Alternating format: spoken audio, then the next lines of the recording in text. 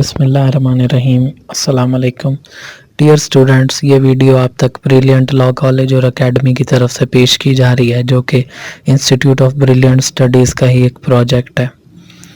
अब आप घर बैठे एलएलबी की ऑनलाइन ट्यूशन भी हासिल कर सकते हैं, जो कि आपके तमाम सिलेबस को कवर करेगी और इम्तिहानात की तैयारी भी आप घर बैठे आसान तरीके से कर सकते हैं।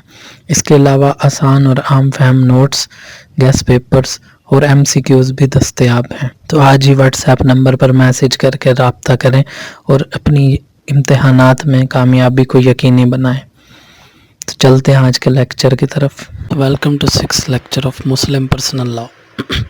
आज जो टॉपिक हम डिस्कस करने जा रहे हैं उसका नाम है grounds for dissolution of marriage.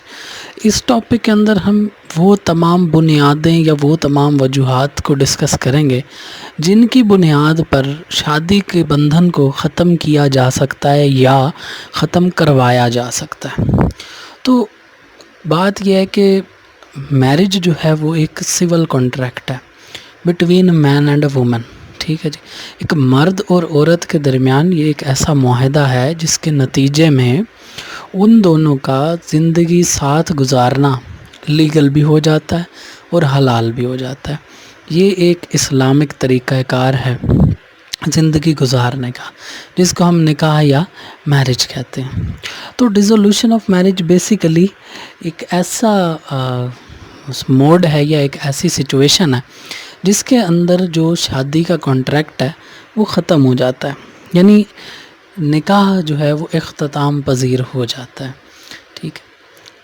अब इसकी कुछ बुनियादें हैं, कुछ वजूहात हैं, कुछ सिचुएशंस हैं जिनके अंदर अगर उन सिचुएशंस में कोई भी सिचुएशन लाहक हो तो उसकी वजह से या तो ये बंधन खुद ब खुद ख़त्म हो जाएगा या फिर कोर्ट के ऑर्डर के थ्रू जो है वो इसको ख़त्म करवाया जा सकता है, जिसमें पहली चीज़ है डेथ। अब जाहिर है शोहर या बीवी दोनों में से किसी एक की या दोनों की मौत वाक़ई हो जाती है तो निकाह ख़त्म हो जाता है उनका। ठीक है जी, अब शोहर मर गया तो बीवी का निकाह जो है वो उसके साथ ख़त्म हो गया। अब वो अपनी इद्दत गुजारने के बाद दूसरी शादी कर सकती है,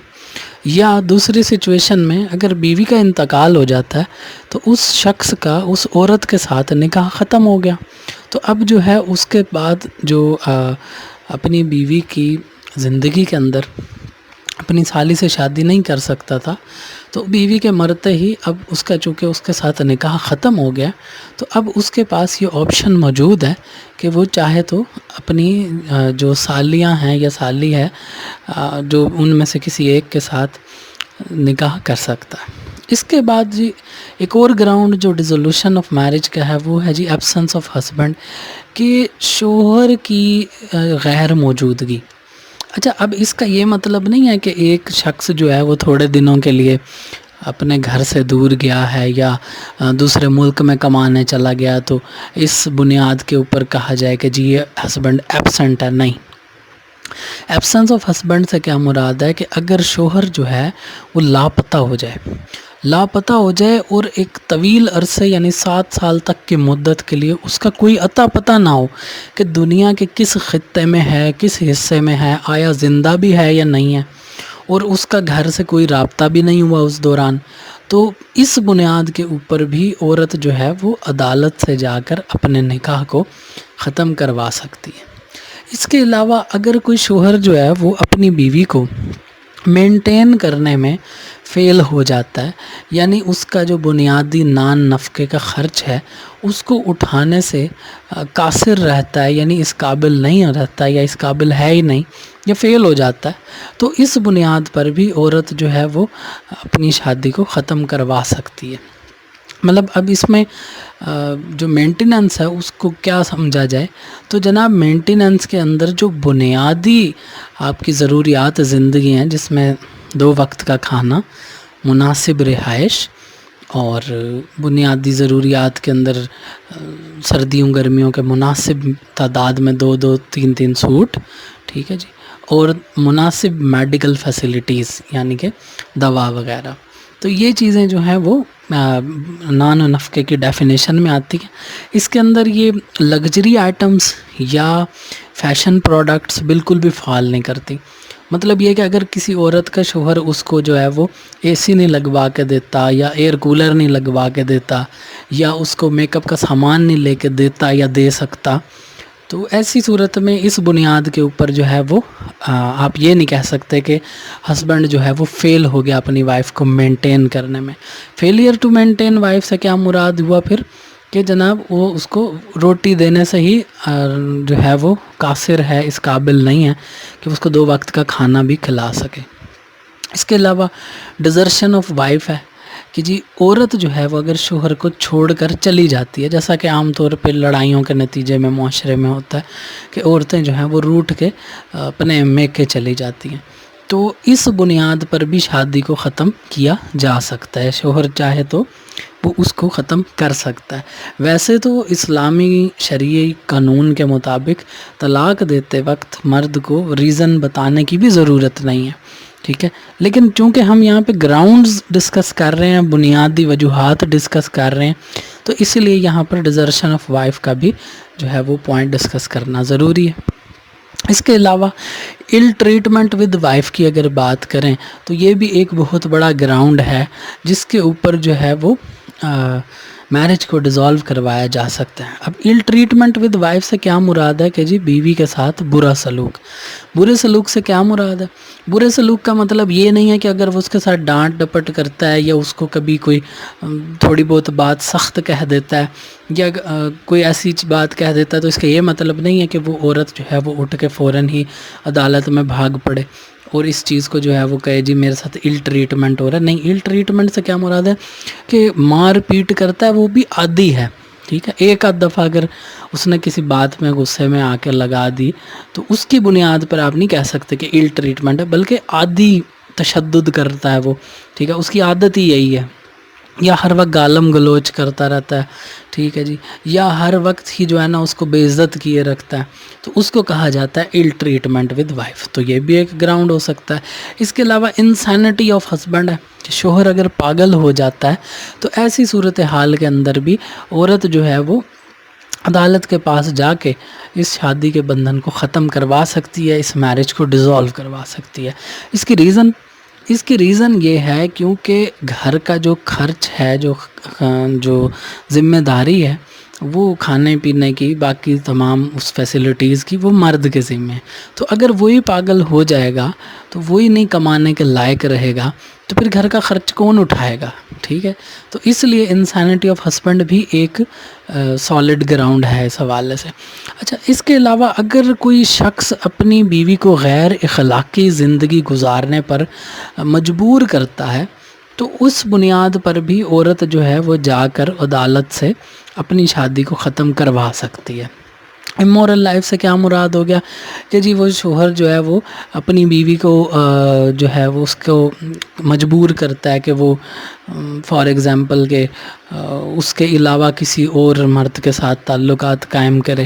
ٹھیک ہے جی، یا کوئی اور غیر اخلاقی کوئی مطلب اس کو کہے لے جائے زبردستی کہ یہ ناچ گانا کرو تم اسٹیج پر، اس قسم کی کوئی حرکت ہے، ٹھیک ہے، تو وہ ساری باتیں جو ہیں امورل غیر اخلاقی زندگی کے اس میں آتی ہیں۔ تو اگر کوئی شخص اپنی بیوی کو اس چیز پر مجبور کرتا ہے کہ وہ اس طرح کا کوئی پروسٹیٹیوشن ریلیٹڈ یا کوئی اس طرح کا غیر اخلاقی کوئی بھی کام کرنے کی کرے تو عورت کے پاس یہ حق حاصل ہے۔ اچھا، اس کے علاوہ جی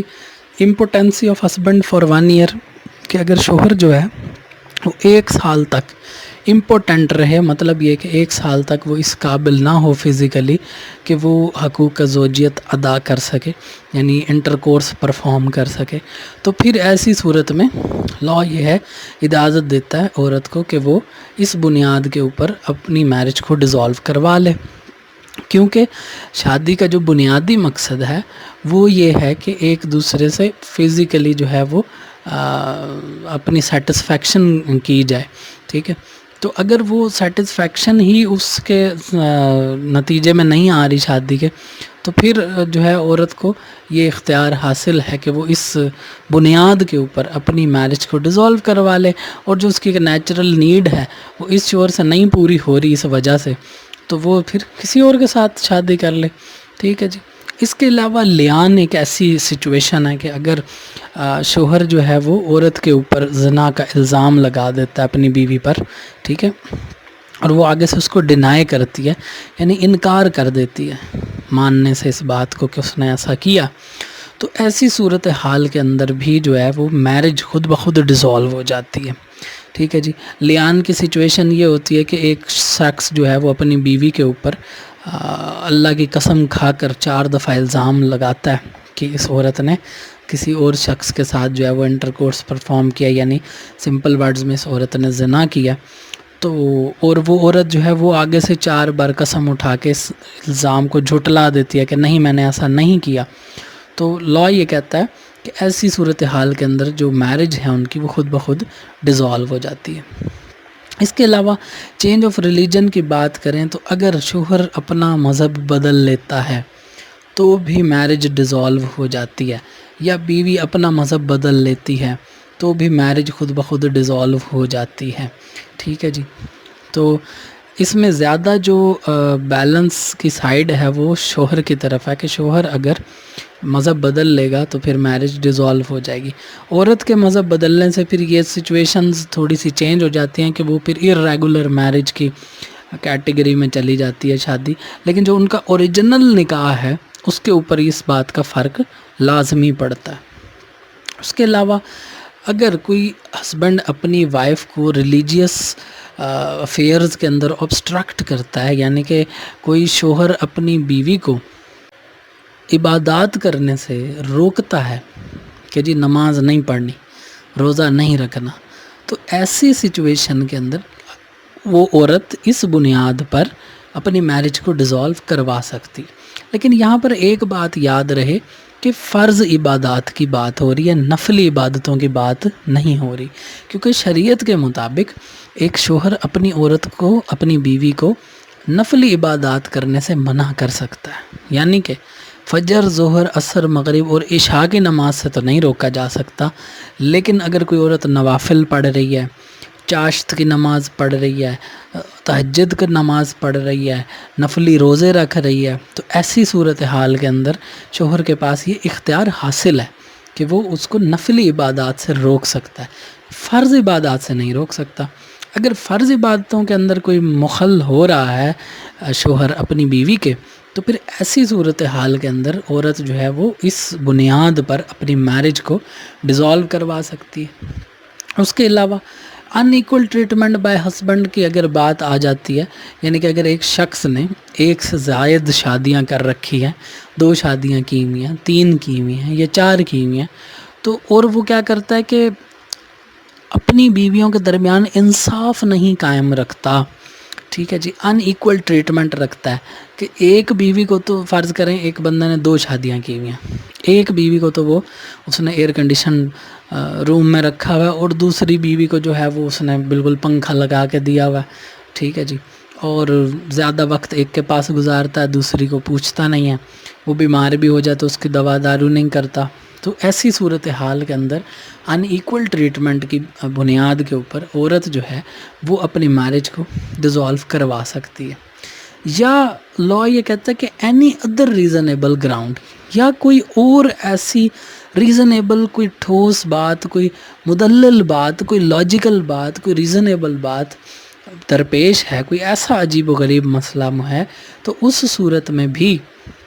جو میرج ہے اس کو اس بنیاد پر ڈیزالو کروایا جا سکتا ہے۔ اب اس تمام ٹاپک کو اگر ہم سم اپ کریں اور اس میں سے نتیجہ نکالنے کی کوشش کریں تو وہ یہ نکلتا ہے کہ میرج نو ڈاؤٹ ایک بڑا ہی سیکرڈ ریلیشن شپ ہے، اور اللہ تعالیٰ نے یہ فرمایا کہ حلال کاموں میں سب سے ناپسندیدہ کام جو ہے وہ طلاق کا ہے۔ تو ایک دفعہ اگر شادی ہو جاتی ہے تو حتی الامکان کوشش کی جائے کہ اس کو نبھایا جائے، ٹھیک ہے، لیکن ساتھ میں اسلام شریعت اس بات کی بھی اجازت دیتی ہے کہ اگر کسی شخص کے ساتھ آپ کا گزارا نہیں ہو رہا، شخص سے کیا مراد ہے، مطلب شوہر کا بیوی سے نہیں ہو رہا یا بیوی کا شوہر کے ساتھ نہیں ہو رہا، دونوں کے آپس میں انڈرسٹینڈنگ نہیں ہو پا رہی، اور وہ اپنے تئیں پوری کوشش کر چکے ہیں اور پھر بھی نتیجہ وہیں کا وہیں کھڑا ہے، اور کوئی فائدہ نہیں ہو رہا، یا کوئی ایسی سچویشن درپیش آ چکی ہے جو کہ ان اوائڈیبل ہے،